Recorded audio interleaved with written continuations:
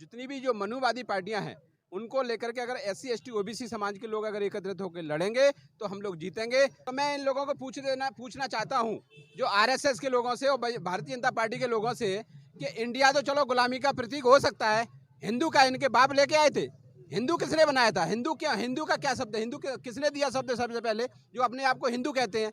या तो हिंदू भी बदल दिया, फिर जब इंडिया बदल रहे हैं तो फिर हिंदू क्यों कहते हैं? हिंदू क्या इनकी जो दादा नानी से लेके आए थे क्या हिंदू शब्द लेके?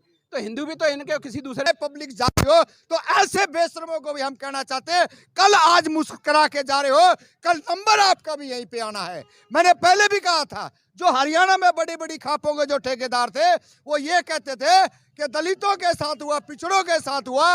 हमने कहा था आज बारी हमारी है, और वही हरियाणा के लोग थे, वही जो ताकतवर जातियों के लोग थे, 4-4 बेटियों के साथ में 15-15 बेटियों ने जो है कंप्लेंटें दी, और पूरी देश दुनिया ने देखा कि कहां तक ये जाएगी। ये जो सत्ता है, ये जो इस देश के अंदर अभी जो लोग बैठे हैं, वो बार बार बहुजन समाज के लोगों का, दलितों का, पिछड़ों का ये एक टेस्ट करने का है। लेकिन बहुजनों ने भी, इस देश के मूल निवासियों ने भी ये बात समझनी चाहिए कि अब कहीं ना कहीं हम लोगों को एक साथ होकर के, जिस तरीके से 24 में चुनाव है, ये लगातार अलग अलग भाषाओं में बात ना करें। जो भी हो, आज बड़े दुश्मन को मारने के लिए छोटे दुश्मन से हमने हाथ मिलाना चाहिए, ताकि हम दोबारा से इस देश के अंदर मुंह कर जाएं। नहीं तो आपको पता है किस तरीके से सबसे ज्यादा आज अगर कोई घटनाएं हो रही हैं, अगर किसी के शिक्षा के ऊपर हमले हो रहे हैं, अगर किसी की जमीनों पे हमले हो रहे हैं, अगर किसी के व्यवसाय के ऊपर अगर कब्जे किए जा रहे हैं, तो वो सीधा सीधा एक ही है, वो बहुजन समाज के लोगों के साथ हो रहा है। देखिए 2024 का जो चुनाव की तैयारी है, अगर वो चुनाव की तैयारी कर रहे हैं तो हमारे बहुजन समाज के लोग भी चुनाव की तैयारी में लगे हुए हैं। रही बात हमारी बहन की, जो डॉक्टर रितु हैं, इनके साथ में जो अन्याय और अत्याचार 15 दिन से इनके खिलाफ हम लोग जो आंदोलन पे बैठे हैं, बहन रितु हमारी आंदोलन के लिए जो बैठी हैं, काफ़ी समय से जो दौलत राम कॉलेज की जो प्रिंसिपल हैं उनके खिलाफ जो FIR हुई है, आज 10 महीने पहले चार्जशीट दाखिल होने के बावजूद भी संगीन धाराओं में SC ST एक्ट के तहत मुकदमा दर्ज है, और हमें देखने को मिल रहा है कि अभी तक प्रिंसिपल FIR दर्ज होने के बाद भी गिरफ्तार नहीं की गई हैं। तो सबसे पहले तो हम ये कहना चाहते हैं सरकार से कि क्या आप संविधान को मानते हो या नहीं मानते हो? मेरा यही क्वेश्चन है कि संविधान को अगर मानते हो तो आज इतनी संगीन धाराओं के तहत मुकदमा होने के बावजूद अगर प्रिंसिपल, जो अपराधी प्रिंसिपल है, अगर उसको गिरफ्तार नहीं किया गया है, तो फिर क्या कहना चाहते हैं? देश को क्या संदेश देना चाहते हैं?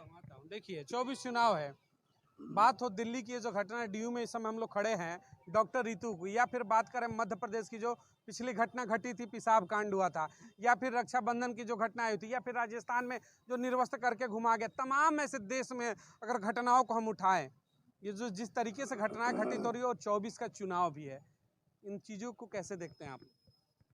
देखिए, दौर बहुत बुरा है, और बुरे दौर के अंदर हर व्यक्ति कहीं ना कहीं बिजी होने के कारण तमाम जो एट्रोसिटियाँ जो बढ़ने का जो कारण है, वो पहला तो यही है कि हम 85 की बात करते हैं, हम 85 से हम अब तो 90 के भी 97 की बातें होने लगी हैं। लेकिन जिस तरीके से 97 की बातें हुई हैं, चाहे आप यूपी की घटना देख लो, चाहे राजस्थान की घटना देख लो, चाहे हरियाणा की मेवात जैसे जो दिल्ली से 30 किलोमीटर पे, 40 किलोमीटर पे जो शहर है, वहाँ पे ऐसी घटनाएं होती हैं। ये सारे का सारा जो षड्यंत्र है, मणिपुर से लेकर के और तमाम जो घटनाएं हो रही हैं, ये एक ही चीज़ दर्शाती हैं कि किसी भी तरीके से पानी के अंदर जिस तरीके से कंकड़ डाल करके उसकी झाल को देखा जाता है, ना तो शिक्षा में आगे बढ़ने दिया जा रहा। आप देख लिए ना, जो प्रोफेसर हैं और इस देश की करीम है, जहां दिल्ली यूनिवर्सिटी है, जो पूरे देश के लोगों को हम रात दिन जाके गांव देहात में कहते हैं कि अपने बच्चों को आप दिल्ली यूनिवर्सिटी के अंदर एडमिशन कराइए। आज उन माँ बापों को हम क्या कहेंगे? आप अपने बच्चों को दिल्ली यूनिवर्सिटी में पढ़ाएं, जहां बच्चे बाहर, प्रोफेसर जहां धरने पे बैठे हो और मुंह उठा। और वही हुआ जब तो तुम हमारे साथ खड़े नहीं हुए थे, और आज हम आपको साथ खड़े नहीं होंगे। समय रहते हुए तमाम इस देश के लोगों को, पीड़ितों को एक जगह पे आ जाना चाहिए, नहीं तो ये देख लेना, कल है बारी जो अपने आप को ये कहते हैं कि हमारी बेटी यूनिवर्सिटी में पढ़ रही है, उनको हम कहना चाहते हैं, उन पेरेंट्सों को और उन बच्चों को भी, अरे ज्यादा मुस्कुराइए मत और ज्यादा घमंड में मत चलिए। ये तालिबानी सरकार है और ये तालिबानी फरमान सुनाने वाला प्रशासन है, कल आपका भी हलक में डंडा देगा। हम तो अपने आप को बचा लेंगे, लेकिन आप बचा नहीं पाओगे। ये इस बात को जिंदा जागता उदाहरण है। सबकी बारी आएगी, कह रहे हैं कि मुस्कुराइए मत, खतरा आगे है। बारी तो सबकी आएगी। उन्होंने उदाहरण दिया कि पहलवानों का, जाटों का, कहा कि किस तरीके से उनका हुआ तो उन्होंने FIR कराया। आपको क्या लगता है, 24 चुनाव है और इस तरीके की जो घटनाएं पूरे देश भर में घटित हो रही हैं, तो फिर बहुजनों के पास ऑप्शन क्या रहेगा? देखो, सबसे पहले तो मैं ये कहना चाहूँगा, ये तैयारी कर रहे हैं ना, तो हम भी तैयारी कर रहे हैं, क्योंकि SC ST OBC और माइनॉरिटी समाज एक हो रहा है, कोई भटक रहा नहीं है। बस कमी इतनी है कि एक जगह स्तर नहीं है, कि बाबा साहब ने कहा था कि जितने ज़्यादा संगठन बनाओगे उतने ज़्यादा तुम कमज़ोर हो जाओगे, और आज की डेट में इनके 10 संगठन और हमारे 40 संगठन, फिर भी कहीं ना कहीं कमी है। मैं तो ये कहूँगा कि आने वाले समय में 2024 में एक झंडा और एक डंडा लेके चलेंगे तो हम इन्हें मुंह तोड़ जवाब दे सकते हैं। एक झंडा और एक डंडा। कह रहे कि अंबेडकर ने भी कहा था, जितने दल बनाओगे टूटोगे, जितने संगठन बताओगे टूटोगे, और एक रहोगे तो मजबूत हो जाओगे। बचपन में पढ़ा भी था, एक लकड़ी को कोई तोड़ सकता है लेकिन लकड़ी के बाड़े को नहीं तोड़ सकता। तो एक झंडा और एक डंडा 2024 में होगा क्या? एकजुट की ताकत आपने घोसी विधानसभा के चुनाव की जो उपचुनाव हुआ वहाँ देख रखा होगा। एकजुटता ही वो ताकत है कि वहाँ पे सबको हला दिया है। और मनु मीडिया जो बैठी हुई ने, वो आपकी बात कतई नहीं दिखाती है। अगर मनु मीडिया की पावर है नहीं, जो हमारे पास पावर है हमारी टोली में, अगर हम टोली जब तक लेके बड़ी नहीं चलेंगे तब तक वो डोली हिलेगी नहीं। जब तक तो डोली लाने का काम नहीं करेंगे हम लोग और रोड पर उतरने के। 2024 के चुनाव की बात कर रहे हैं आप, आपको देखने पड़ेगा मध्य प्रदेश में, या मध्य प्रदेश में इनकी सांस में अटकी हुई है, सांस अटकी हुई है। ये ढूंढ रहे हैं नया चेहरा, कौन नया चेहरा लिया, हम क्या करें। अब 2024 में इन्हें पता लगेगा कि अभी मध्य प्रदेश में चुनाव होगा, उसके बाद पता लगेगा क्या होने वाला है 2024 में। लग रहा है कि डंका बज चुका है वापसी का। कह रहे हैं कि घोसी चुनाव में दिखा दिया एनडीए ने पावर। बिल्कुल बिल्कुल बिल्कुल। देखो, इंडिया पहले भी मजबूत है और आज भी इंडिया के नाम से जो संगठन इकट्ठे हुए हैं तो वो भी मजबूत रहेंगे। और मेरा बिल्कुल मानना है और मैं पूरी तरीके से इससे संतुष्ट हूँ कि अगर हम एकता और संगठित होकर अगर हम जो दुश्मनों से लड़ेंगे। अभी मैंने एक मुद्दा और देखा है, अभी यही मैटर जो आप हम आज यहाँ पर आए हैं बहन रितु, डॉक्टर रितु के समर्थन में, इसी तरीके से एक मैटर हुआ है JNU में। जो फारूक नाम से जो लड़का है वो विकलांग भी है और उसके साथ ABP जो संगठन है उसके स्टूडेंटों ने उसके साथ बेवजह से मारपीट की है। तो मैं कहता हूं कि इस तरीके से जो शोषण और जो जिनके ऊपर जो अन्याय अत्याचार हो रहे हैं कॉलेजों के अंदर हो रहे हैं, तो मैं पूर्ण तरीके से इसका विरोध करूंगा। और SC ST OBC समाज के सभी लोगों से मैं आह्वान करता हूं कि आपके चैनल के माध्यम से जहां तक अगर हमारी आवाज़ पहुंच रही है, सभी बच्चों को, सभी साथियों को, SC ST OBC समाज के लोगों को सबसे मैं कह देना चाहता हूं कि सब लोग संगठित रहें और अपनी सरकार बनाएं। अगर सरकार आपकी बनेगी तो जब तंत्र में आपका हाथ रहेगा, पूरी ताकत रहेगी, तो आप लोग मजबूत रहेंगे और अन्यथा आप सभी लोगों के साथ में अन्याय होगा।